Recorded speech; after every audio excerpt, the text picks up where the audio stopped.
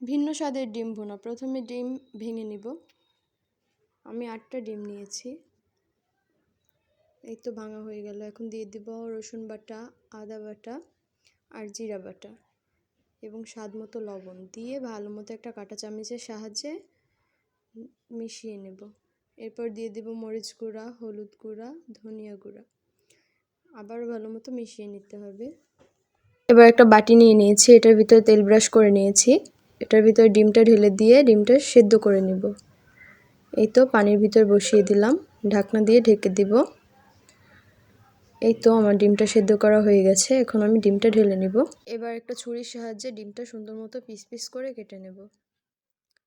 এই তো piece piece করে কেটে নিচ্ছি।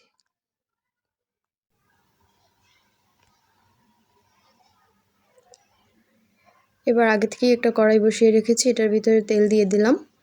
তেলটা গরম হয়ে গিয়েছে। এখন আমি পেঁয়াজ বাটা দিয়ে দিলাম, একটু লবণ দিয়ে দিলাম। পেঁয়াজটা ভালো মতো ভেজে নেব। এর ভিতরে দিয়ে দেব রসুন বাটা, আদা বাটা, একটুখানি জিরা বাটা দিয়ে ভালো মতো ভেজে নেব। এবার দিয়ে দেব হলুদ গুঁড়া, মরিচ গুঁড়া আর ধনিয়া গুঁড়া। এবার কষানোর জন্য অল্প একটু পানি দিয়ে দিব।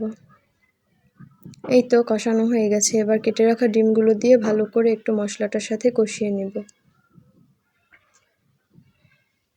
এই তো আমি ভালো মতো কষিয়ে নিলাম। এবার আমি ঝোল দিয়ে দিব। ঢাকনা দিয়ে ঢেকে দিব। ঢাকনা তুলে অল্প কয়েকটা চেরা কাঁচামরিচ দিয়ে দিলাম। এই তো আমার ডিম ভুনা তৈরি। এভাবে ট্রাই করে দেখতে পারেন।